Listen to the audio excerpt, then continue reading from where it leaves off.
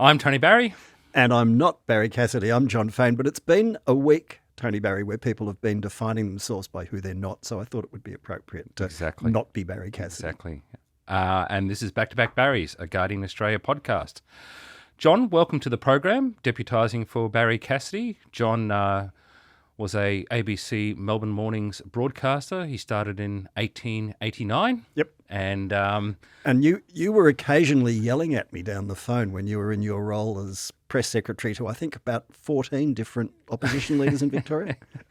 Maybe there was some words spoken, but I've dreamed of this moment of interviewing you and putting you in the hot seat. So this is a dream come true, of course. Well, I'm sorry to bring down the standards, but it's very kind of you to invite me. Well, in these dreams, it also included you apologising and confessing you were wrong and then begging for forgiveness. But anyway, Consider it all done. Yeah, excellent. John, it's been a huge week in politics, but this week mostly Victorian politics, which of course has massive federal implications as well. Talk us through what happened. The Victorian Premier Jacinta Allan was defenestrated, replaced by her deputy, Ben Carroll. They're from opposite sides of the Labor factional divide insofar as that still matters. It's called left and right, but it's in fact an alignment not so much now these days on what people believe in, but more about power blocks. Hardly surprising, and we've seen the same thing happen in fragmentation in other political parties, including the Greens, which we probably won't get to today, but leaving that aside for now. Jacinta Allan, for reasons that I don't understand, refused to call a Royal Commission into allegations widely distributed now through the media, but spearheaded by Nick Mackenzie at The Age newspaper, of significant rorting and penetration by organised crime of what's called the Big Build. The Big Build in Victoria is a whole bunch of different infrastructure projects, any one of which on its own would be significant, but put together they create an extraordinary pipeline of infrastructure works, railway lines, new stations, tunnels for freight, hospitals, level crossing removals, a whole bunch of stuff. And the allegations, put simply, are that the CFMU has been infiltrated by bikies and organised crime. You have to pay a surcharge to get a job, to keep other people out. And it's so closely integrated with various union, some still there, but mostly long gone union officials, that it's almost impossible to untangle. Jacinta Allan refused to call a Royal Commission into it, saying, no, that's not the best way to do cultural change. We're doing it in other ways. But it looked very much like a government that was trying to avoid being held to account for some of its own failures. If she'd called a Royal Commission, in a way it would have been a Royal Commission into her, because she was the responsible minister for so much of the Big Build. So she declined to do so. It was toxic politically. I'm sure your polling will have been telling you much more detail than I know even. But it just became an albatross. So she had to go, and she was replaced by the alternative, the Deputy Premier, who said, as soon as you elect me Premier, I'll announce a Royal Commission, which she's done.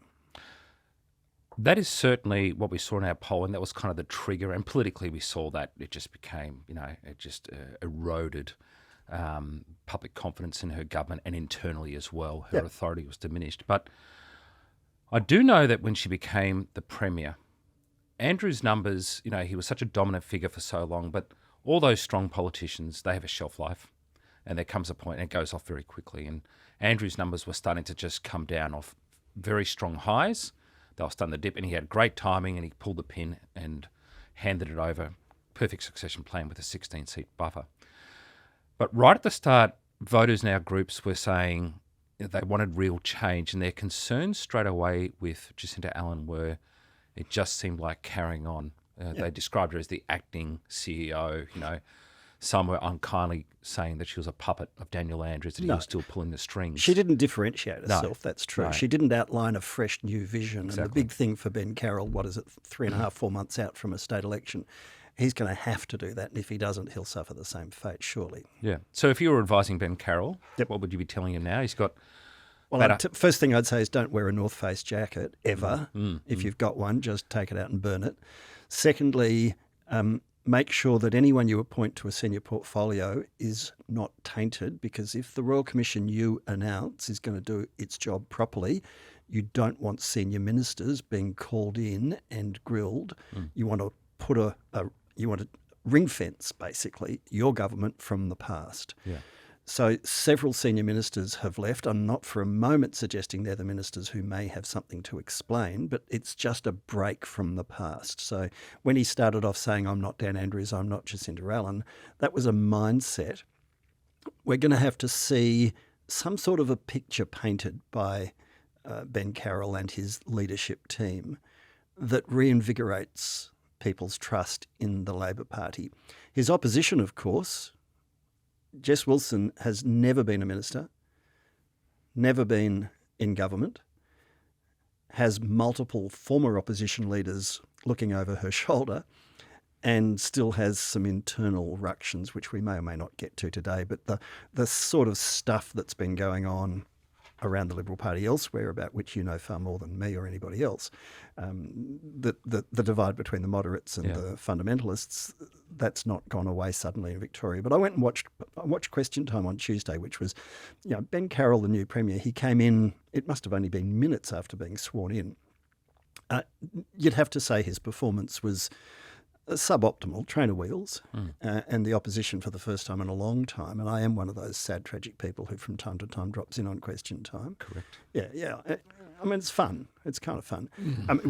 There was no room. There was a queue of people waiting to get into Question Time. But he had trainer wheels on, and for the first time, the opposition actually looked like they had some wind behind their sails. The best question in Question Time on the first day came from the Greens, though, and Ellen Sandell, the leader of the Greens in the Victorian Lower House, not usually the sort of, most strategic participant in Parliament, but she said to the new Premier, who had been the Education Minister, you've failed to resolve a big industrial dispute, a strike of teachers. If you couldn't fix the teacher strike, how are you going to fix everything else? And I'm paraphrasing, but that was the thrust of her question, which was, I thought, fairly pointed and much better than the questions being put by the formal opposition, by the Liberal and National Party, which were all a bit sort of scattergun around questions of trust. Yeah, I think the future is unwritten politics, and I think people need to adjust on the Liberal side that this is a different contest now. Yeah. Jacinta Allan is gone. You can't just sort of cut and paste Allan's surname with Carroll's surname and think that the campaign continues. They now need to define Ben Carroll, and I can tell you in all our research, he's largely undefined. A lot of Victorians don't really know him. They recognise the name. They might have a slight perception of him, but they don't have a concrete perception of who he is and what he's about, whereas they did with Jacinta Allan. But they don't know who Jess Wilson is either. So we've got two people vying in a state election who are largely unknown. That's uncharted. She's got slightly more definition, but only slightly, and her differentiating factor was she wasn't Jacinta Allan. So therefore they were sort of running towards her on a preferred Premier stage. She had a 20-point lead, which, given they didn't really know a lot about her, was quite extraordinary. And it was sort of, I think it was one of those things that was, a problem for Jacinta Allan internally, was that, she was effectively trailing a person who had only been in the leadership role for less than 6 months. So do we have ABC, anyone but Carroll, or ABA, anyone but Allan? Or are we going to see Jess Wilson has to actually come forward with a vision and a picture and say to people, this is the sort of government I would provide you with? Yeah. Well, they've got about 120 days to paint the picture of who Ben Carroll is. So the government, Labor Party, has to paint the picture of a reforming, change, direction kind of guy. And Andy Burnham compared to a Keir Starmer. Yep. That he's, he hears you, he's understanding, and he's going to make, take action on these things that are important to you. Yep. The Liberal Party are going to have to paint him as no change at all, same horse, different jockey, all those sort of lines. The Liberal Party this week has had about 12 different messages by my count. Yep. And none of them seem to be research-based. They're just sort of throwing things at a wall and hoping some of it will stick. One of them was Backflip Ben. Backflip is actually a positive for some new premiers.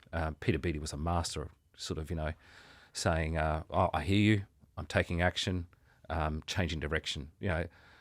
That was a virtue for voters. So, but it's an inside baseball kind of reference. You had to know what he was backflipping from, which is very much, the sort of 2% of people who follow the minutiae of state politics, and everyone else is wondering what's he backflipped on. Yeah, I mean, some voters will mark you down. They're like, well, they have no, They're backflipping. They've got no conviction. They're subject to opinion polls and media scrutiny. That's why they've changed their mind.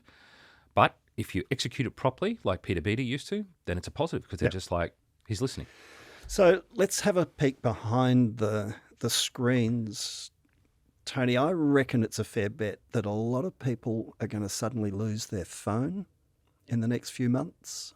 Laptops will just vanish. Oh, my car got broken into, or we had a burglary at home. Don't know what happened to it. Shredders, it's very old school.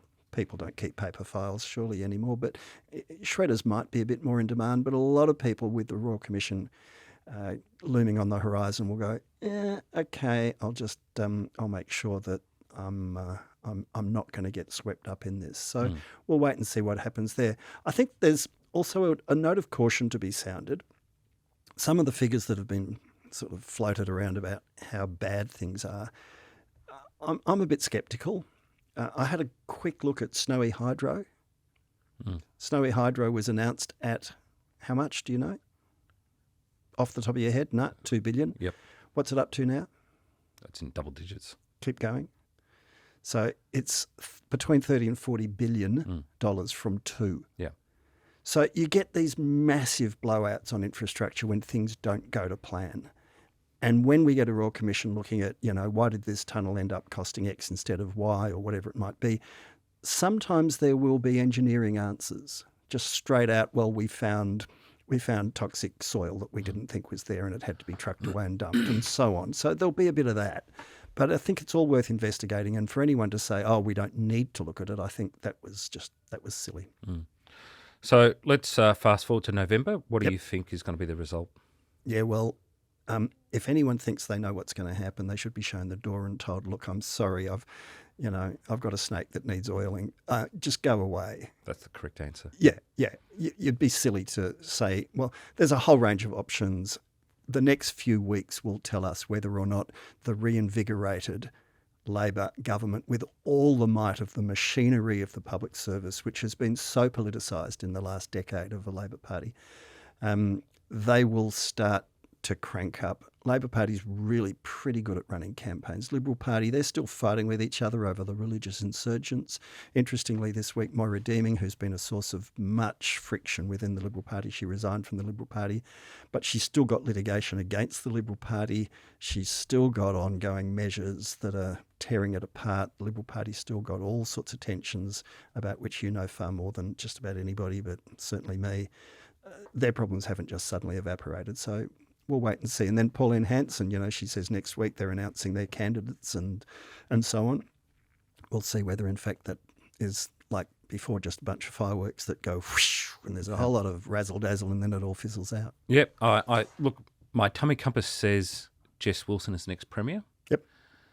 But Ben Carroll can afford to lose 11 seats and still be a majority government. Yep. And 11 is quite a lot. Jeff Kennett, in 1992, I think he won 19 seats, didn't he? But he only needed to win 3. Yep. So that's a very different formula. Yep. A lot easier when you only need to win 3 to cast the net wider. And, of course, for Labor, it was harder to defend those seats.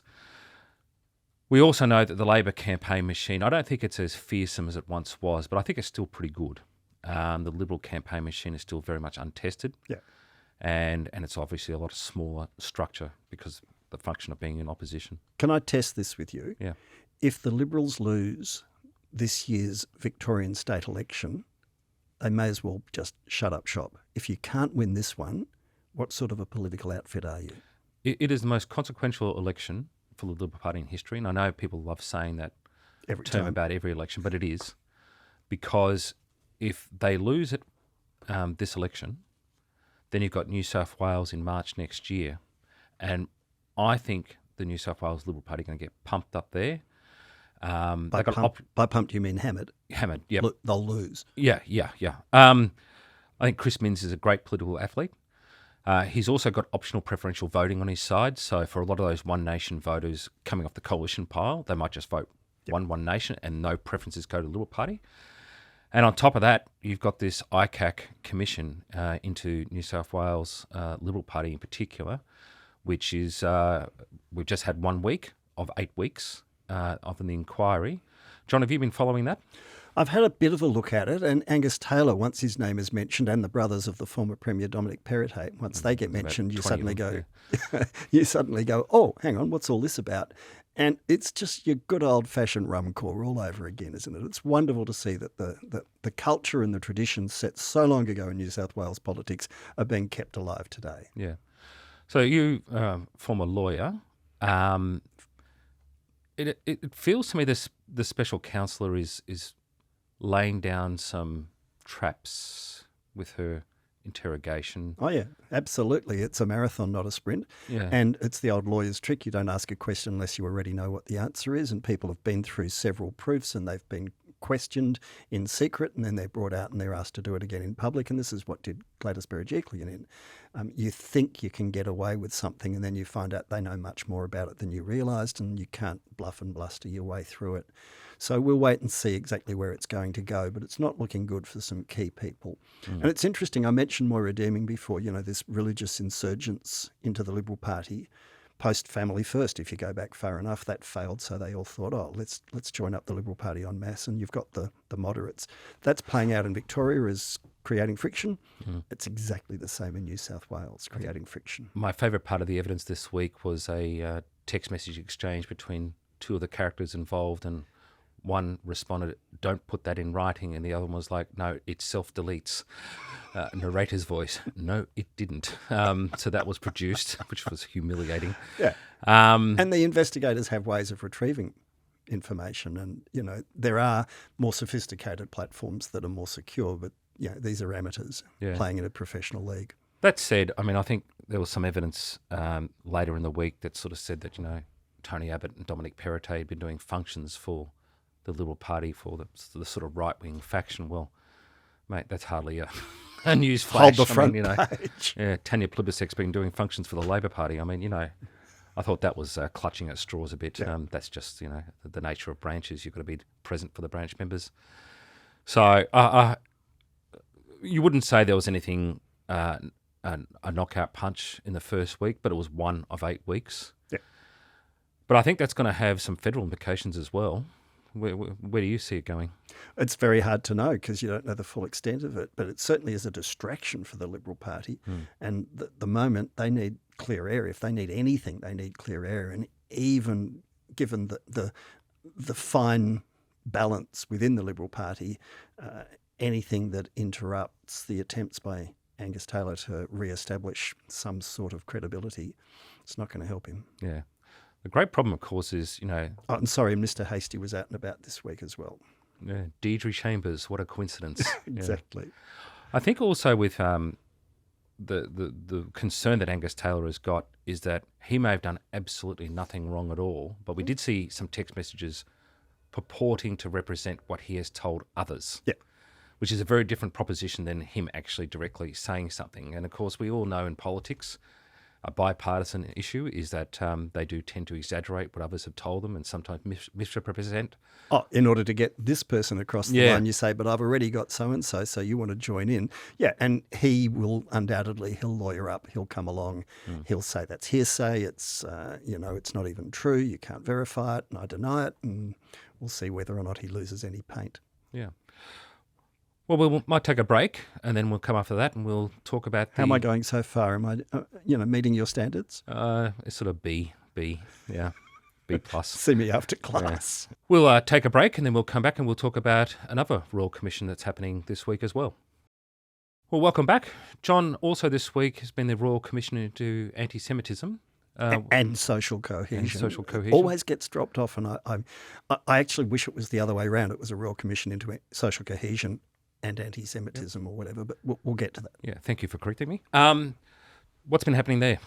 So what we're seeing is, and they had sittings for the first time outside of Sydney. They came to Melbourne, they heard some people in Melbourne, and then they've gone back to Sydney. I don't know whether or not they're travelling some more, but we're seeing a distinct pattern emerge, and this is a pattern that came out, in fact, adopted from the Bushfires Royal Commission and then the Royal Commission into institutional abuse and sexual abuse in churches and community organisations like the Scouts and the like.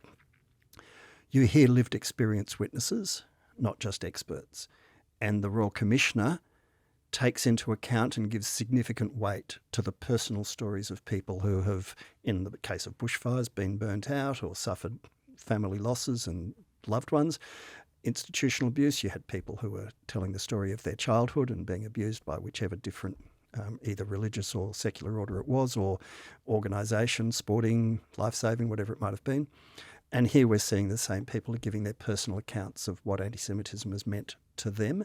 And there are competing and differing accounts. There are people who are saying, well, you know, I want you to think about this in a different way. Think about the root causes. Look at the conflict in the Middle East, for instance. Don't just look at what happened on the streets of, well, certainly at the beach at Bondi, which is always overhanging this, but also what's happened domestically.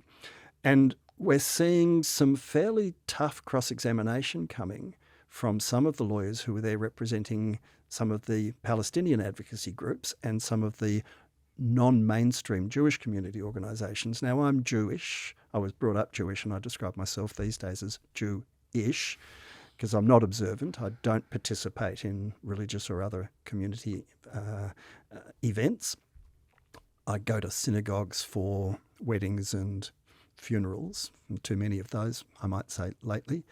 But I still, culturally, completely, absolutely Jewish. And I regard, and I might also say, all my adult life, and even as a kid, you experience anti-Semitism. I'm not sitting here going, oh my goodness, isn't this terrible? But there was barely a day in my, 30 years at the ABC, 23 doing the morning show every day, 3.5 hours on air, 5 days a week. There would barely have been a day, Tony, where there wasn't some form of anti-Semitic slur, abuse, reference, hate mail.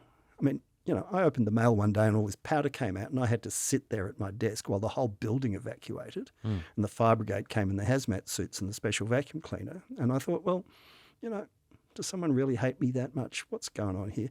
But putting all that aside, and I'm not saying anti-Semitism is not an issue, but anti-Semitism is racism targeted at Jews.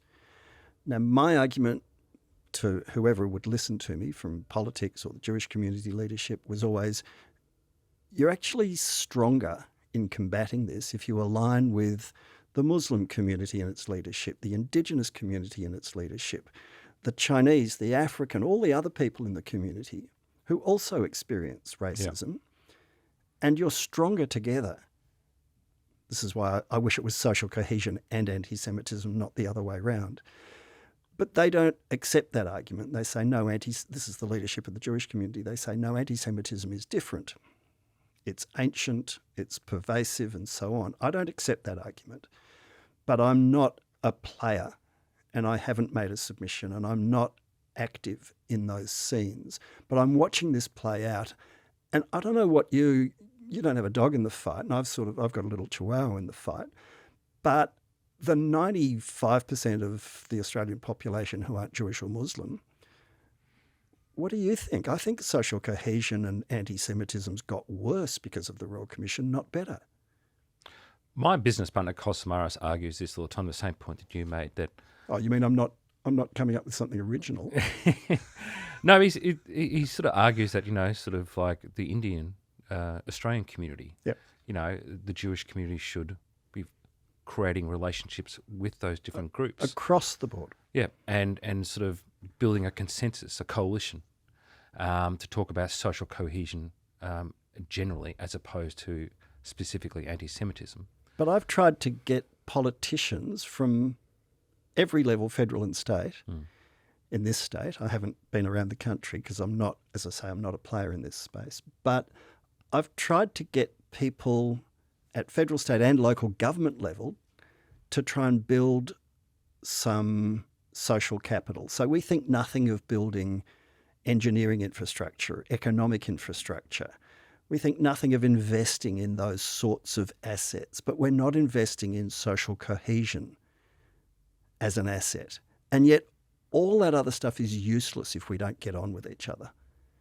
And we're not putting anything into it. And I'm absolutely sure that it should be a priority, and I hope Virginia Bell gets it, that one of the recommendations should be that it's actually the role of government to invest some social capital into social cohesion, into getting people to work across the divides, not just say, oh, it'll happen. And it used to happen much more. It's sort of happening less now as people, they sort of retreat, I think partly because of COVID too. And I'd like to see governments accepting a leadership role. And at the moment, when I have raised it with people at all sorts of levels, they've all said, oh no, that'll blow up in our face. To which I say, no, it's blowing up in your face anyway. You may as well at least be seen to be doing something instead of sitting on your hands. Do you think, looking at the federal political scene right now and what's been happening in the last couple of weeks, how do you see the federal politicians responding to this, or have they just moved on? I can assure you from personal first-hand conversations with the key people involved, they say until things settle down in the Middle East, we can't touch that. And I completely disagree. Why is that? I think you have to, in fact, double your efforts and say, whatever's going on over there, we don't bring it here. Whether it's the troubles in Ireland, in the Balkans, whatever it is, most people want to say, look, that doesn't apply here. So I would like to see, and it's not just religious leaders between the Jewish and Muslim communities, not at all. It's secular leaders, sporting figures. I would like to see them sitting down, breaking bread with senior people in the community, showing leadership and saying, whatever's going on over there, we're here. We're here and we get on with it. So normally we start the programs by talking about federal politics and then working downstream. This week, of course, we've started talking about two significant state issues, icac in New South Wales and the leadership change here. But we're going to end on federal politics right now. There's been some bouncing around in the polls recently. One Nation hit the lead on a primary vote basis after the budget. The response was pretty ordinary. Albanese took a 10-point hit to his favourabilities, and the government sort of lost a bit of primary vote share. And when you're coming off around 31, 32%, you can't afford to lose too much. And then One Nation, of course, she did the National Press Club speech. We started seeing some contours around her vote because she was offering policy prescriptions and sort of gave her opponents a target to hit. Yeah, she had to put some flesh on the bones and people didn't like it. Yeah, she didn't have to put flesh on the bones is my argument. I mean, she's got the immigration policy, which for about 15% of the One Nation voters, 15% of 30% of the Australian population, that is their driving reason to vote for her. But most of it's just an anti-establishment, anti-two-party sort of sentiment out there. How do you think the last couple of weeks has played out for the government and for One Nation? I think the Prime Minister's looked better. Sometimes the less you say and the less you do, the better your standing can be. Yep. And there's the old adage, if your opponents are doing a good job of destroying themselves, don't interrupt, just let them keep going. I've always thought, and I think history proves us right, that Pauline Hanson's always been a bit of a skyrocket. She'll flare up and then there's a big dazzling display and then it goes and it falls to earth and amounts to nothing. That may or may not be happening again. We'll wait and see. I don't like her politics. I don't like her track record. But as they say, when you talk to your superannuation company, past performance is no indication of future performance. So we'll just have to wait and see what happens. But I think I've noticed the Murdoch media have started targeting her a fair bit. That's because I think the Murdoch media helped tear down the Liberal Party brand in trying to force it to go right, boosted her stocks a bit by running some of her agenda, and now they've created this monster that they don't know how to fix. Put the stopper back in the bottle and put the genie back in. Yeah, put the toothpaste back in the tube. So I don't know how it plays out now because, I think they've done a lot of damage to the Liberal Party by dragging it so far away from the centre. But she's so good, and James Ashby, her main advisor, they're so good at doing the social media side of things. Yeah. They're winning that competition.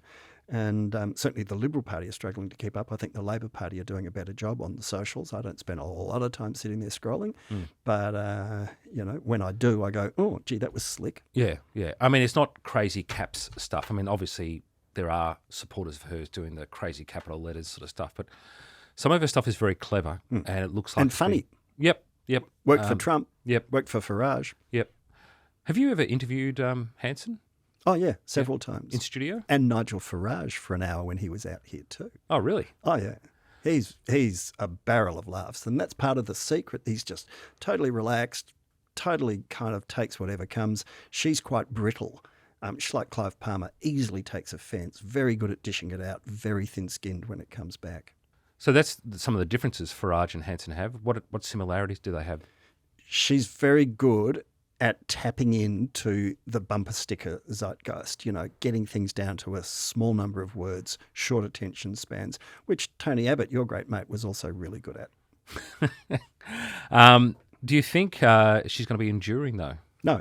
Why? No, because I think when you apply the blowtorch of some serious scrutiny, when people are standing in the queue at the polling booth going, I actually have to choose who I want to run the joint, and you like tapping into the kind of, blow the place up until you think about, well, who's going to pull the levers?